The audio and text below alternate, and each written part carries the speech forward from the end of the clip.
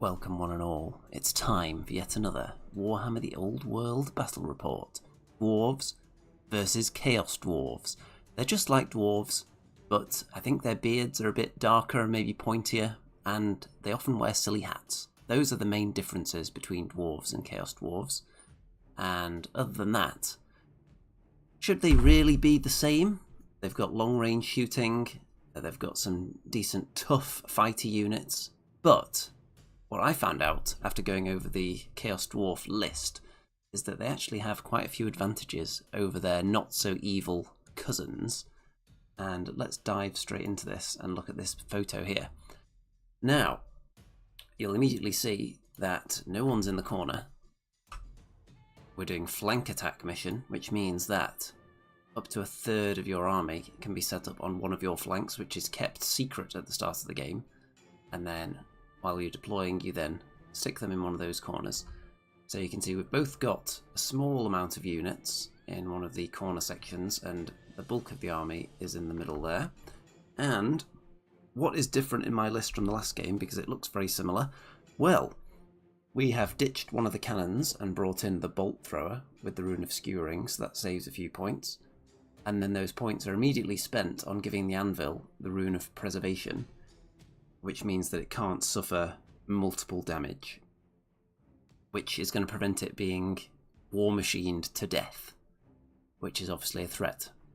Especially against Chaos Dwarves, that is actually going to be useful. There are a couple of war machines that do big damage, and we'll come to me complaining about those in a minute.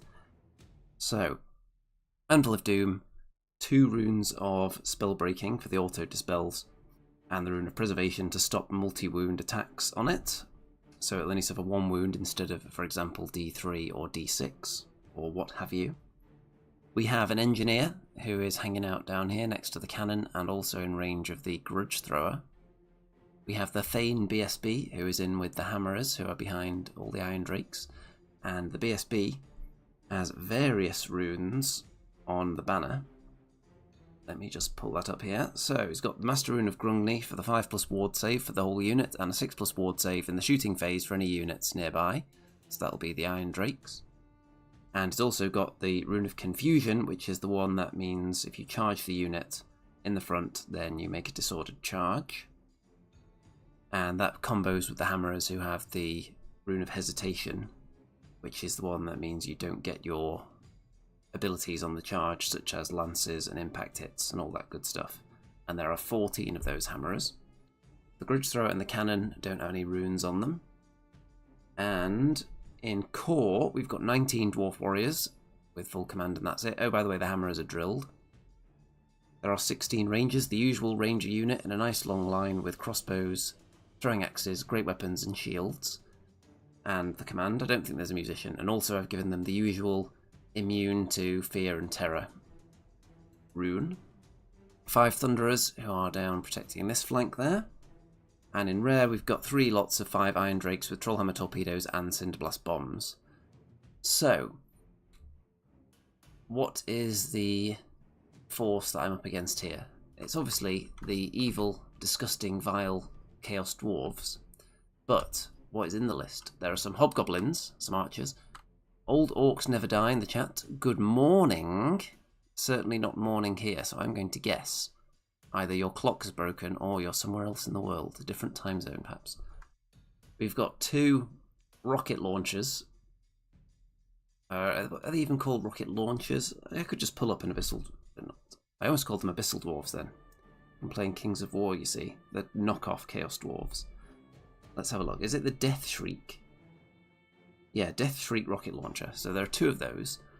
So they are 120 points. And you would think that because that's quite a comparable cost with the dwarf war machines, they'd be about the same. However, the Death Shriek not only has 2 firing modes, it also, when it uses the extra powerful small template one, if it hits anything with the hole, it does D6 wounds. So potentially could be worse than the D3+1 that the dwarf grudge thrower has, but on average it is better. And of course you've got that huge threatening high cap of the wounds that it can do as well. So occasionally you'll do 1, but the threat of doing 6 is very real. and people will be terrified of them. And there are two. But the reason that I think they're exceptionally good, along with all the Chaos Dwarf war machines, is because apparently the engineer characters, who are the spellcasters, not only can you reroll the artillery dice with them, you can also use them to reroll the scatter dice instead, which is very good indeed, because you get 2 chances to roll the direct hit then, if the arrow direction is the issue. So very, very powerful, more powerful than Dwarf Engineers. Dwarf Engineers who are specialised and don't do any of this spellcasting nonsense, but the Chaos Dwarf Engineer-like units. Now, the downside is that you may want to move those units around because they're spellcasters. You may want to get them closer to the enemy to use their spells, so you might not be hanging out with war machines all day. But still, very, very powerful. There are... Let's see. There's a unit of Infernal Guard. Pretty sure they're the Infernal Guard. Yes. So they're just a standard, pretty tough Chaos Dwarf infantry block. And they've got one of the spellcasters in there with them, who is a level 2. There is an Iron Demon, which is obviously terrifying. It's, let's see, 275 points, so you know it's going to be good. So this thing is a bit of a combat beast, but it's also got effectively an organ gun with a shorter range mounted on it. So, quite terrifying. Then we've got a unit of Black Orcs. Then we have got a level 4 spellcaster, which is presumably, let's see, that's got to be the Sorcerer Prophet then, hasn't it? And he is on a Mighty Beast indeed, which is the... Does it still have the same name, this creature? Let's have a look. Is it... Yeah, the Bale Taurus, or Great Taurus. I'm going to assume it's a Bale Taurus because this character was very expensive. Not on a Lamassu. Lamassu is by far the coolest looking mount in the history of Warhammer, just for the record. Then there is a Black Orc on a Wyvern there as well. So, these two have got a lot of saves. The Chaos Dwarf character has got a 3-up ward against flaming attacks, so Trollhammer torpedoes might not want to shoot at him. The Black Orc has got the Trollhide trousers, so he's got a regeneration save. And then there are some more Hobgoblins out on the flank there. And these are the spells. So the level 4 has the Curse of Hashut, which is a magic missile, 18-inch range. And it's going to do some hits. If you pass a toughness test, it's not quite as good. So not that great against dwarves, because they generally have good toughness, but it's still okay.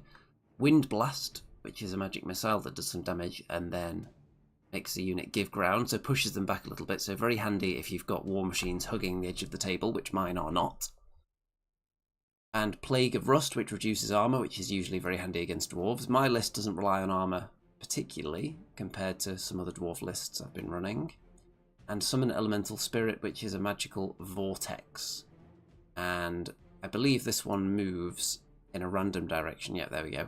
Start of every subphase, start of turn subphase, and then it'll do some strength 4 hits on anyone it touches.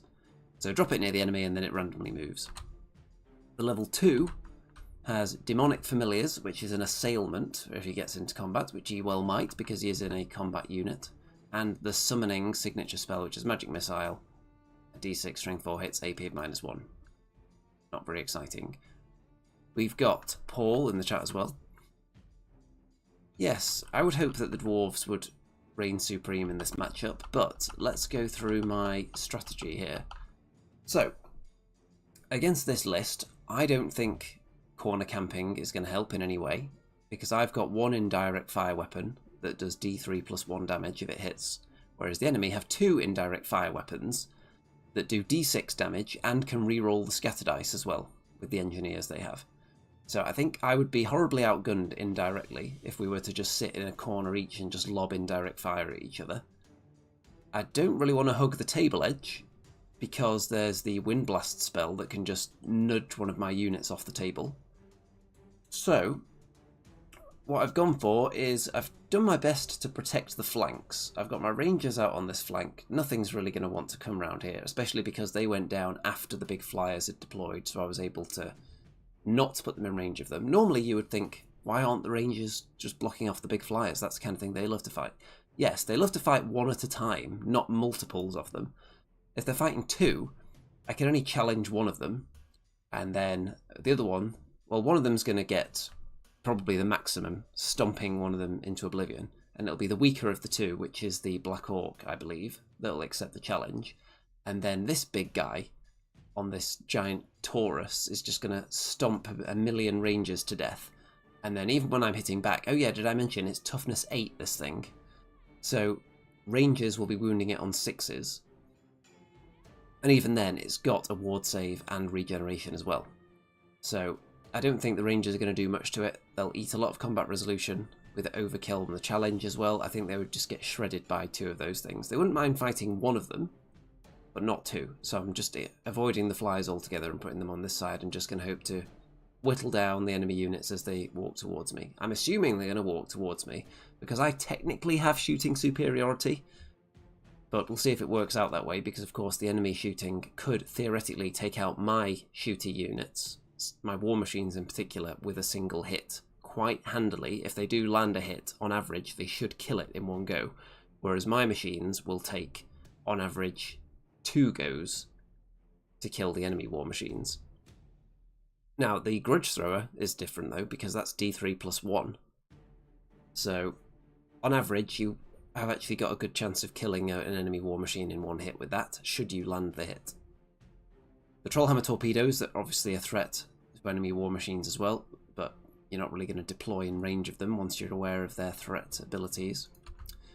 So I'm hoping that the enemy move forwards into range of my Iron Drakes, who I think are going to shred these various units across the front here. I'm just going to hope my war machines can win the war machine off, because I've got more of them, so that's what I'm counting on. The Anvil of Doom, I don't know if that's going to be too much of a factor, because the enemy spellcasters... let's see, the level 4 is going to be able to shut down a lot of my spells as soon as it comes into range. My bound spells. And there's a lot of spells coming at me. So my auto-dispels, I'm going to have to choose wisely when to use those. I'm going to try and cannon off one of the rocket launchers if I get the chance. Other than that, anything that comes through the Iron Drakes is going to have to meet the Hammerers, so probably not a place the enemy want to go. Going towards 3 units of Iron Drakes and the Hammerers. This side is a bit squishier, but it's still a big unit of Dwarf Warriors with a champion. So if one of the big flyers goes in there, it'll get challenged out for 1 turn, and then it'll probably take 2 or 3 turns to kill enough of them to where they're actually worried. So I'm hoping that it's going to be stubborn enough blob. I'm able to actually shoot off enough of the Chaos Dwarf stuff so that once we start engaging, then the Hammerers can get involved. Because if I'm slightly winning in the shooting battle, then the enemy will have to commit, which means the Hammerers are in play. Otherwise, they can be easily avoided. And I'm not relying on the Anvil's conveyance spell, because that would be very foolish, because I always seem to fail it. So you can see that the Chaos Dwarves get the first turn, and the Sorcerer has marched all the way to the middle of the table, obviously lining up some charges on various prime targets. There's the Engineer, who's my general, there's the Anvil, there's the Cannon. Nothing on this side is really a prime target, because obviously you'd get hit by the Hammerers, and that is one unit that would possibly worry a Sorcerer, especially if it overran into them, and then they got twice as many attacks to whomp it with, and high initiative as well. So they might have a chance, because even if they're on 6s to wound, which they would be, which is very rare that you have Hammerers on 6s to wound, against the toughness 8 beast over there, then even with 6s to wound, then that's kind of the ideal roll anyway, because you then get the Armor Bane, at which point they are AP 4. So they would have a chance of doing something to that thing. And if they didn't feel lucky, then of course they can just keep challenging it one at a time. And they can form up with the drilled into a different ranking as well, so that they're not giving up all their rank bonus. So I think it would have a bad time if it was fighting the Hammerers, really. Then we've got some shooting coming over. The 2 rocket launchers hit nothing in the first turn, so that's a nice bonus. And I'm going to actually have a chance to do something against them now. You can see that the Iron Demon, with its organ gun effectively mounted on its back, moves into range and kills 3 Iron Drakes, which is very sad. And that's it for turn 1, so into my turn. And what am I going to do? Well, Thunderers, and the Grudge Thrower, and the Cannon. And between those units, I do 1 wound to the rocket launcher. And I believe it was the cannon that landed right on it and did 1 wound with the D3 wounds, which is sad indeed. My Iron Drakes get in position to fire as well, and they put quite a few wounds. How many wounds is it? It might even be just 2. I'm not sure if that represents a wound or not. These might be the wounds. So I do some wounds to the Iron Demon, so that's a good start there, but not great. I don't do any wounds to the big guy, sadly. Gilthos in the chat, good evening. So, not a very successful first turn in terms of doing wounds, and now we're going to get charged by something big and scary. So the saddest thing, obviously, was landing shots on this thing, and then rolling 1 for the number of wounds dished out. So, very, very sad indeed. Got my special orange D3 and everything, and it just came up with a 1. Turn 2 for the Chaos Dwarves. So there was a charge declared from the Sorcerer into the Anvil, which I'm not too disappointed about because it is unbreakable, and I would hope to survive 1 round, and then maybe the Hammerers could join in as well. However, we establish that this seems to be the correct way to go about this charge, because it's kind of on this side of the Anvil, who is a skirmisher. So when you do the charge, you only have to then wheel the smallest amount necessary to then make contact over the shortest route, don't you? Which means it's going to touch like here. And because it's already touching the only skirmisher in the unit, I don't need to then maximise by going here and ranking up in front of him. Does that sound right to people? We consulted the other players in the room because there were 2 other old world games going on at the same time, and the consensus was that this seems to be correct, that the Anvil would stay there. So setting that up a turn in advance with that in mind, knowing that you can like just poke onto this side of the Anvil and therefore be further away from the Hammerers, is obviously a good strategy, if that is the way it works indeed, which seems to be the case. If you have multiple skirmishers, then they do kind of form up behind the ones that are touching in front of you. So my understanding prior to this game was that the Anvil would just go bloop to there, but apparently not. Paul says, cannons don't do D3+1 in Old World. Well, dwarf cannons don't. Empire cannons do D3+1. The dwarf cannons just do a flat D3, which means that they're actually worse than a Trollhammer torpedo unless you roll a 6 to wound, because then they would get the armor bane and be AP 4. Otherwise they're just worse, objectively. And they can blow themselves up as well. The only benefit they have is the longer range. Okay, you can see the Wyvern has moved up behind this guy as well, possibly trying to block lines of sight to my other units, since they are large targets. And everyone else is just moving up, not particularly fast. And the Anvil gets killed. Now, when the Anvil dies, the Engineer fails his leadership test and runs away. Now, he should have actually fallen back in good order, rather than full-on flee, because obviously he's not lost more than 50% of his unit, I think is the magic number. So it actually works out better for me that he fled, because he didn't quite reach the table edge, and this guy didn't quite reach him either. So that means that the Sorcerer is now out in the open if I wanted to shoot him, which I'm not that wild about doing. Also, he's just facing the wrong way, and the Engineer can rally and then get out of the way, so he's not going to be able to charge anyone next turn. So that's a bonus. Okay, so we've lost the Anvil. All the magic defense is gone immediately. And onward we go into my turn 2. So let's see if I can dish out some pain. The Thunderers kill 0 Hobgoblins. The Iron Drakes. Okay, so here's the trend. I hit with all my Trollhammer torpedoes in the Iron Demon. Wounding on 3s, I rolled a 2 on all 3 dice. Wow, wow, wow. Let's see, Gilfoss says, how many wounds does the anvil have? If it's not more than 5. So, the way we figure it is that the anvil's wounds, it has 5 for the anvil itself and 4 for the crew, which technically makes it unit strength 9. Does that sound correct to everybody? Do you add the crew to the war machine? So that's why we had it causing the panic test, because that was our assumption. So, anyway, Trollhammer torpedoes, none of them wound because they all roll 2s. All 3 of them in the same round. The Rangers shoot some hobgoblins off the table.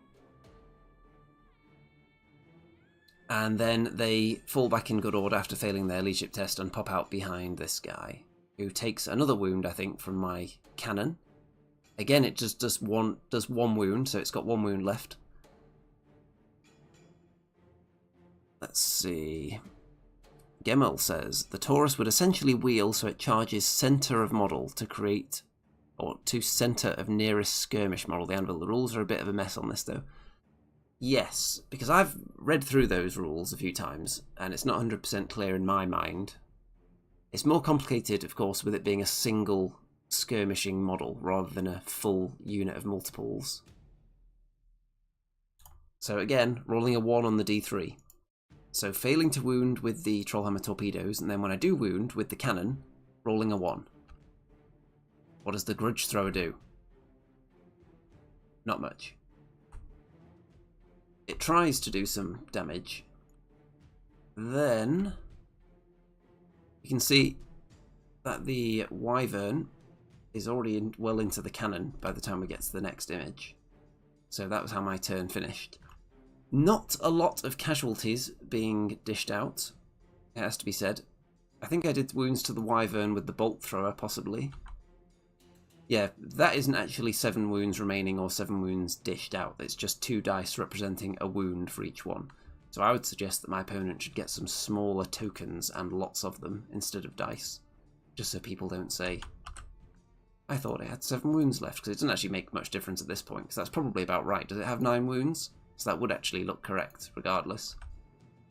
And I've slightly angled my Dwarf Warriors, you'll notice, in case anyone wanted to charge the cannon, which obviously the Wyvern has now, as we're into the Chaos Dwarf turn. So, you can see that my Engineer moved out of the way, but the Taurus just spun round and then cast Wind Blast on him and took him off the table. So all you have to do is line yourself up to the correct angle, cast Wind Blast successfully, and I couldn't stop it with my Fated Dispel, and he's off the table and dead. Wow, wow, wow.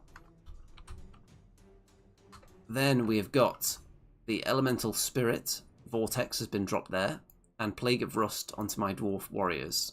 So I can't do anything about the magic at the moment, really. Only my one Fated Dispel, which isn't very good. Then, the Rocket Launchers, what do they do?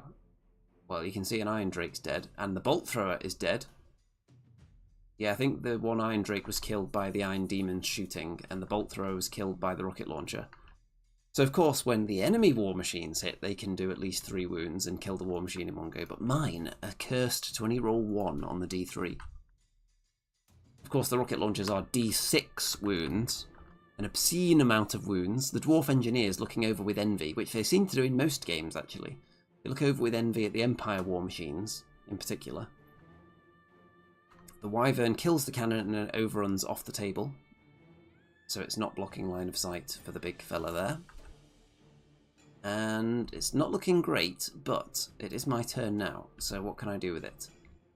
Well, I'm going to turn around the warriors in case this guy decides to charge into the Grudge Thrower, sorcerer there, and the hammerers are making a full-on advance towards the Black Orcs now, because the hammerers would pretty much win that fight, because if the Black Orcs charge into the hammerers, they get annihilated because of all the runes I've got on the banners that will mean the hammerers will deny all the counts as charging abilities, and then the hammerers would then strike back with extra attacks and extra initiative because they've been charged. So I think that would be a very good matchup. So the hammerers are just chasing down points now, trying to score, because there's no point turning around and trying to chase after the big flyers because they're too fast. the rocket launcher there. Let's see, what did that one do? Did it do anything? Oh yes, so I didn't hit the rocket launcher, there was just a picture of it because I fired at it and missed. But I do manage to take out the Iron Demon with my shooting. So it's finally gone. I think it was a Trollhammer torpedo that finished it off as well, but it only had one wound left, so I didn't get a chance to fail on the D3 roll. Then the Vortex moves off the table over there, but takes out a few Thunderers, I think. And the Sorcerer charges into the Grudge Thrower, who decides not to flee. And the Wyvern moves up behind the Hammerers, so even more reason for them to charge off into the Black Orcs. I suppose they wouldn't really be that concerned about a hero, a big flying hero, charging them in the flank or rear, particularly because they can just challenge with one of them. So it wouldn't be that big of an issue. The Thunderers are now down to one model, but pass the leadership test, so he's not running away. And then we've got a rocket launcher firing its alternate fire mode and scoring a direct hit on the Rangers. So this is a huge template, hitting lots of them. Another one doing the same thing to the Dwarf Warriors. And doesn't inflict that many casualties though, thankfully. The Grudge Thrower is dead. And the Sorcerer overruns over there, so will not be charged by my Dwarf Warriors. So this is how it looks, and it's about to head into my turn 4. So what am I going to do? I'm going to try a charge on the Black Orcs with the Hammerers, because they've left themselves within 9 inches, which means I can declare the charge, and then on a 6 on one of the dice I would make it. And that is also factoring in the difficult terrain that they're in there as well, I think. I would have to take the tests. Oh yeah, I don't know if I mentioned it, but I always take on the Hammerers the 5-point rune. Can I even remember what it's called? Let's have a look at the list. It means that the unit, because I put it on the champion in the Hammerers, and it means that they can re-roll the dangerous terrain tests. Let me see what it's called, in case anyone wants to perfectly mimic my list. Let's see, is it the Rune of Passage? Let's see. Yes, it is. The Rune of Passage. What a wonderful name. So that charge is going to be attempted. My turn 4. So the Dwarf Warriors spin round because they don't want to get rear-charged by some measly goblins. And just waiting for the time to strike. The Hammerers do attempt the charge, but the Black Orcs decide to flee. And we had to double check to make sure that Black Orcs weren't immune to psychology, which would obviously prevent them from fleeing as a charge reaction. But I believe they have some other rules, but not immune to psychology. Let me have a look and see what they do actually have here on this app. Let's have a look. Black Orcs. They have a lot of rules listed on here. It's showing you all the possible banners they can take. There's about 1,000 of them. So, let's see.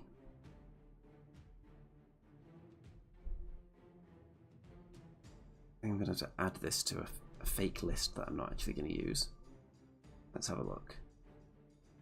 Oh, so they ignore panic. Yeah, so that's the rule they have. Which is slightly different to immune to psychology.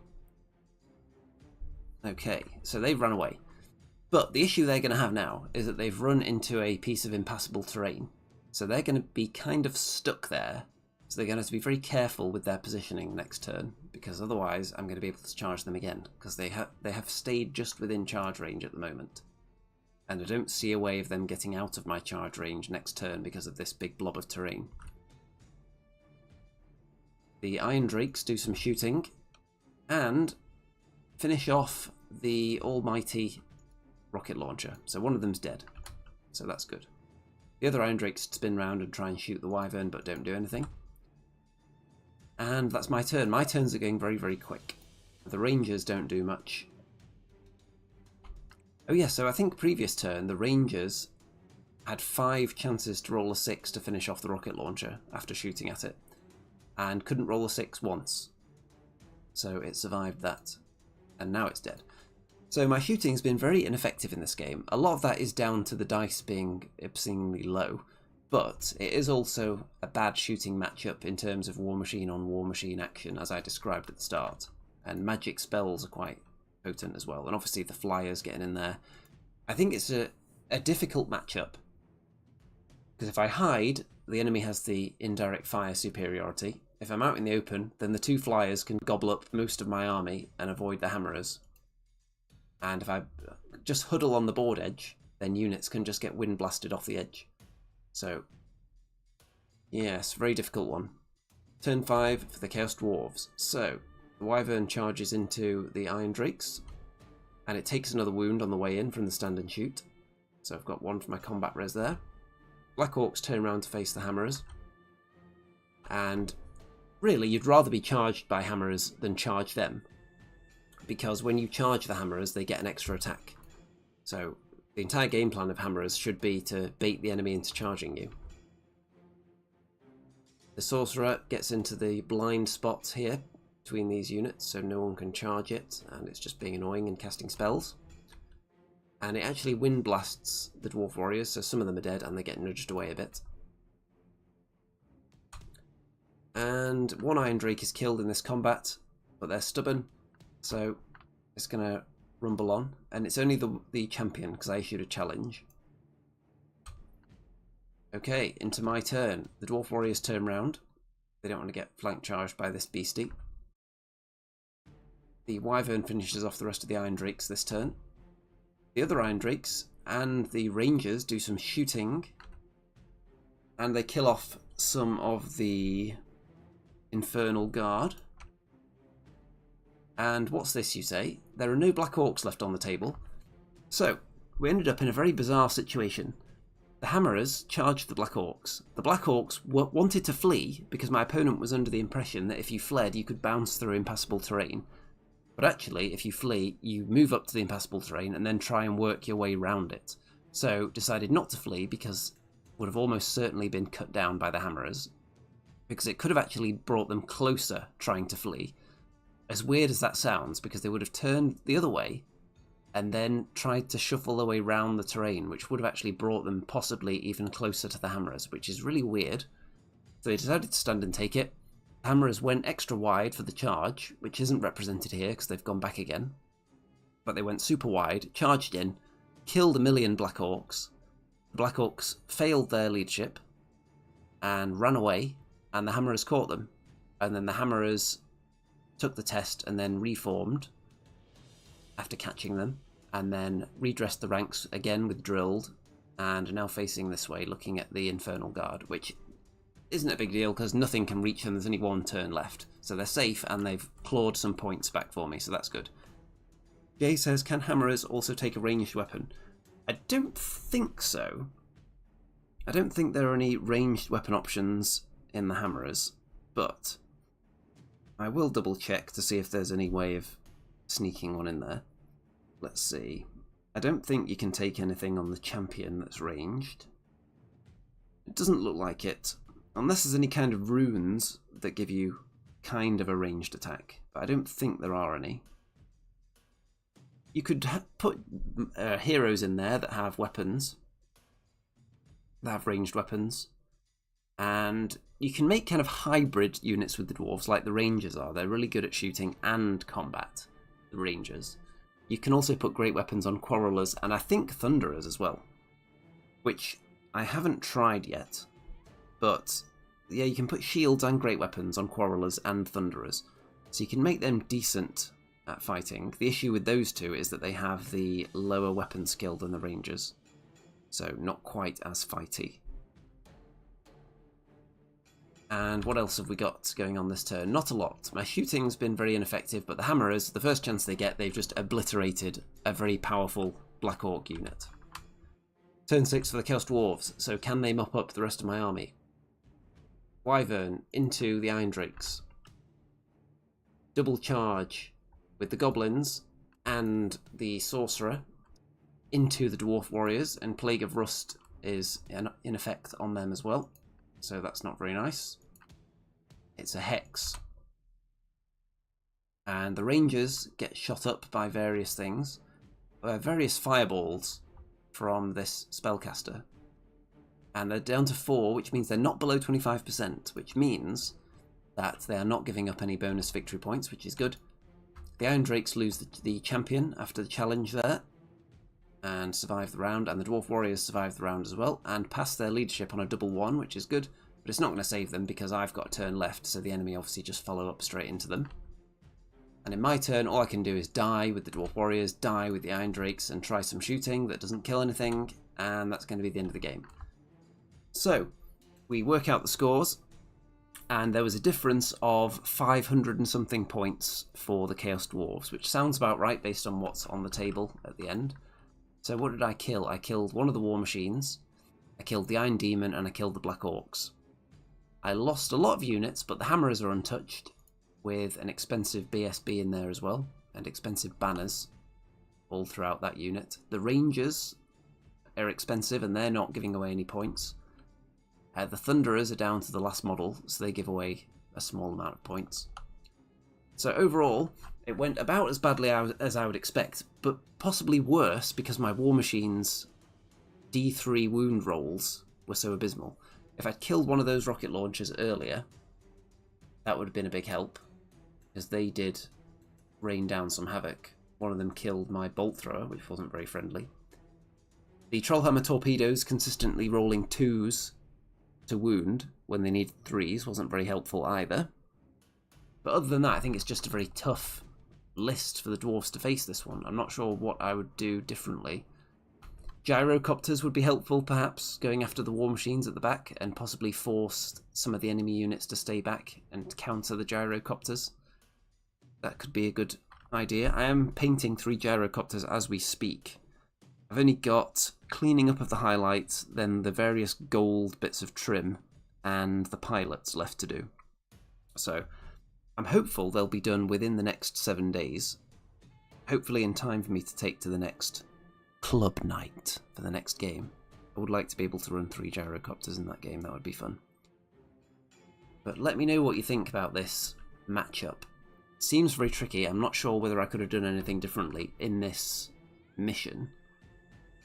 And even just in any mission, really, because like I was saying earlier, if I corner camp, I have the disadvantage of having less indirect fire weaponry. And the indirect fire weaponry I have does far less wounds than the enemy ones. The enemy ones also being able to reroll the scatter dice, which is a big advantage. And it was used in this game, I think, to get one of the direct hits. So, very, very powerful army, these Chaos Dwarves, and they didn't even have a Dreadquake mortar, which is also very powerful. But really, it's not so much the War Machines, it's the double flyer list that I don't seem to be able to do anything against with the Dwarves. And if you think back to one of the recent tournament reports when I faced the High Elves with the 2 dragons, the rest of the army didn't even participate in the game, and less than 1,000 points of dragons was more than enough to defeat 2,000 points of Dwarves. So I don't know what I can take that is a counter to the multiple big flyers. Trollhammer torpedoes seem like a good idea for that kind of thing, but when you've got something in there that's got 3-up ward save against flaming attacks, that makes that quite tricky. And it's only D3 wounds, so you could possibly roll a 1. You either can roll a 1 to wound, you can roll a 2 to wound, or even a 3 to wound wouldn't have got through some of these bad boys. And then you can roll a 1 on the number of wounds. So it's definitely not a perfect plan. Anything on foot that's in any way fighty, the issue you have then is that the enemy can just not go near that unit that could be a threat to it.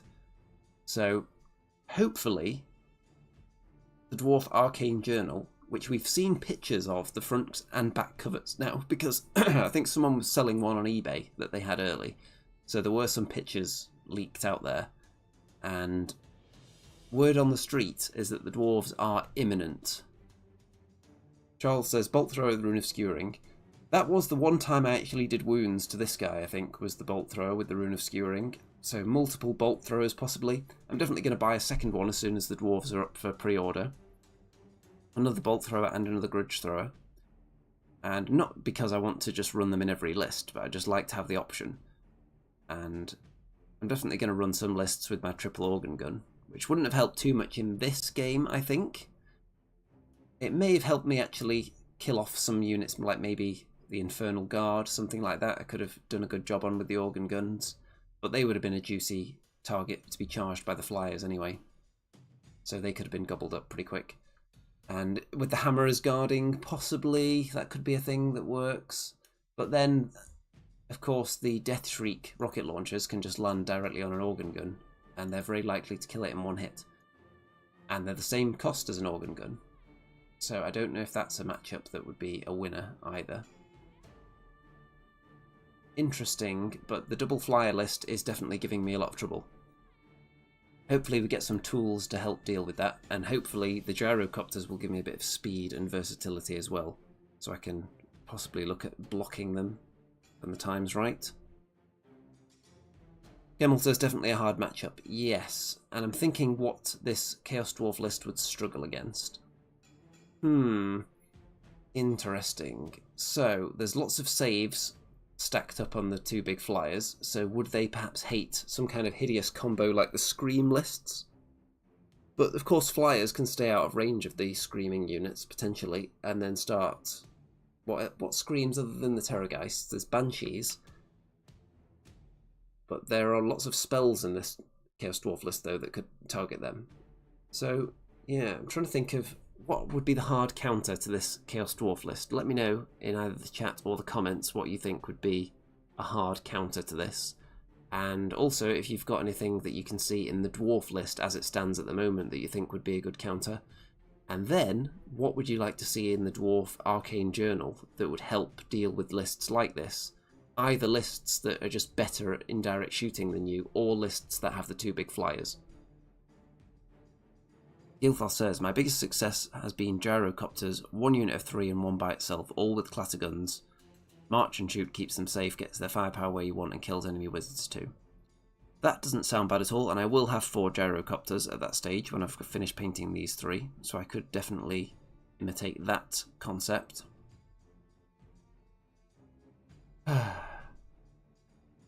Gimmel says, step up 8th combat rules. Yes, that would definitely help. If when the front rank was wiped out, then you could just step in and replace them, and then punch these big flyers in the face. That would definitely help. So, all those points I've raised, feel free to drop anything in the comments, anything else that you spotted that may have been played incorrectly as well. Always good to see that, since we're all still learning, despite being months into the game being out now. The rules are quite obscure, and essential sentences that you would want to be on the same page as a rule are often tucked away somewhere else to avoid repeating themselves in the rulebook, and they don't direct you to it. So occasionally people are just playing the rules wrong until it's pointed out, so it is very helpful. What have I got coming up? Well, this weekend is actually the first Age of Sigmar 4th edition event, which you might think is weird because the rules are barely out. But we do have access to the rules for some of the units that have been leaking out all over the internet as people have had early copies. And we're going to use the points from 3rd edition, I think, but with all the 4th edition rules. That's going to be really interesting. That's a doubles event. So you can look forward to seeing some Age of Sigmar 4th edition this weekend. Then next week, hopefully going to get another Old World game in and report on that. And then I'm also looking at trying to go to an Old World doubles event as well.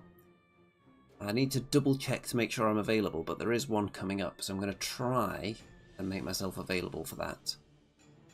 I'm also playing some games of Kings of War later in the month as well, so there'll be some battle reports there. And they're not competing with the Old World reports in any way, because I'm doing those on a different day of the week.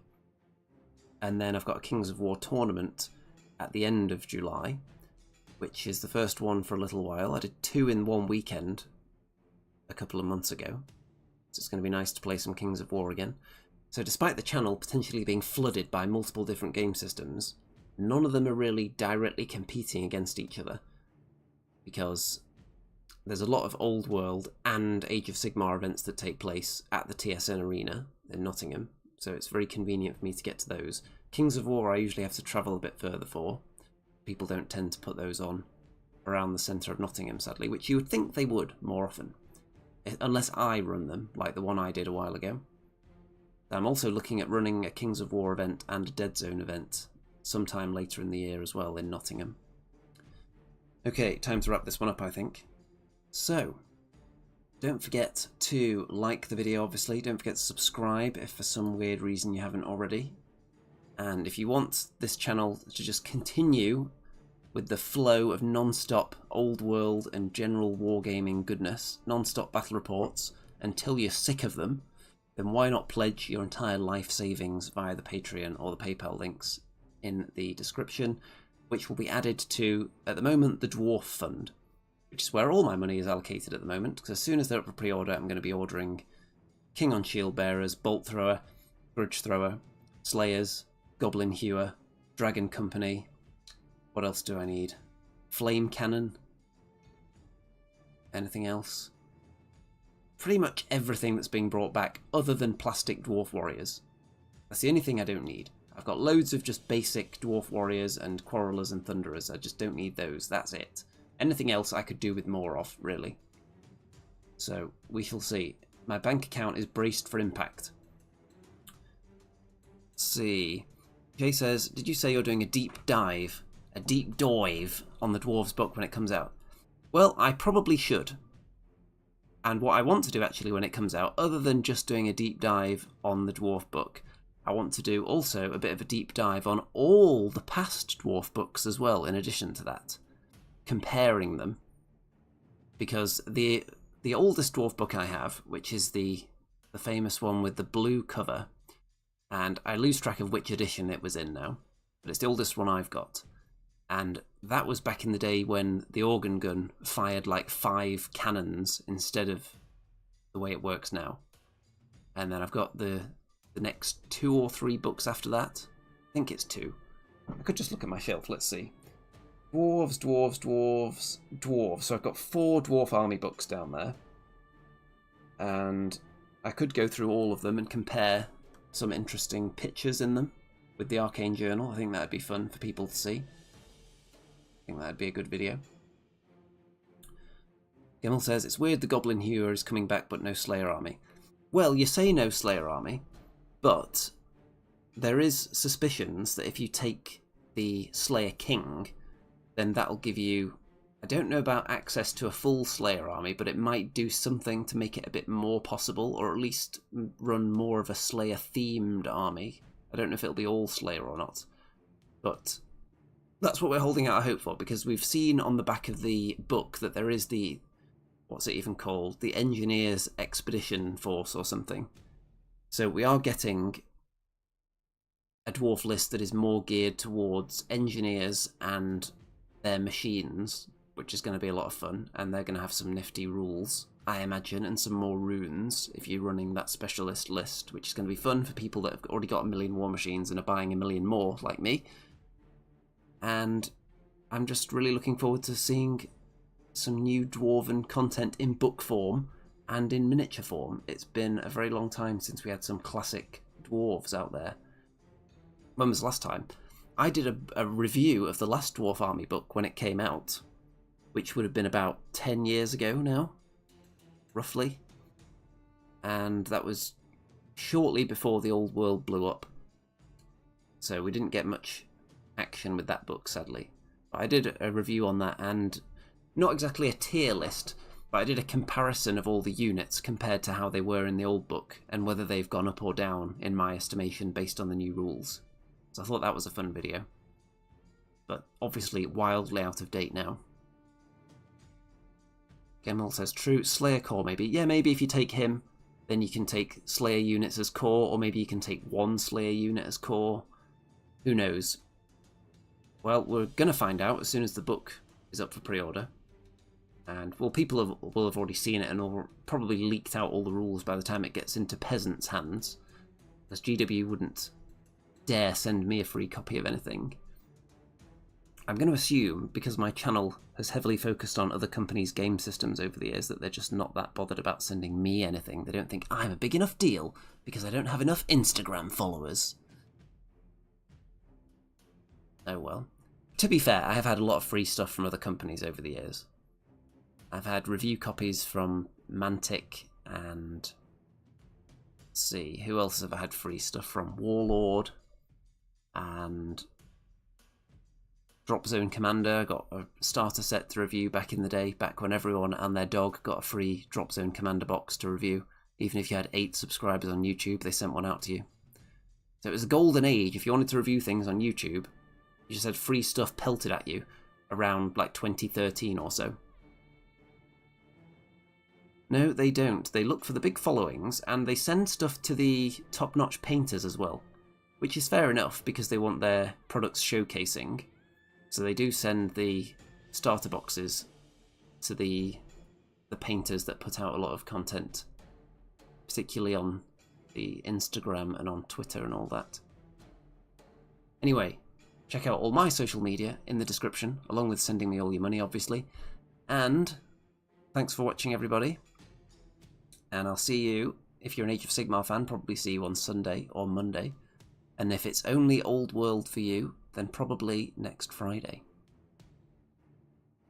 Unless they pop up with the Dwarf pre-orders, and then I might do a video review of what's available for pre-order. That'd be exciting as well, wouldn't it? I've got to squeeze everything I can out of this Dwarf content. Okay, all that remains to be said is, good night out there, whatever you are.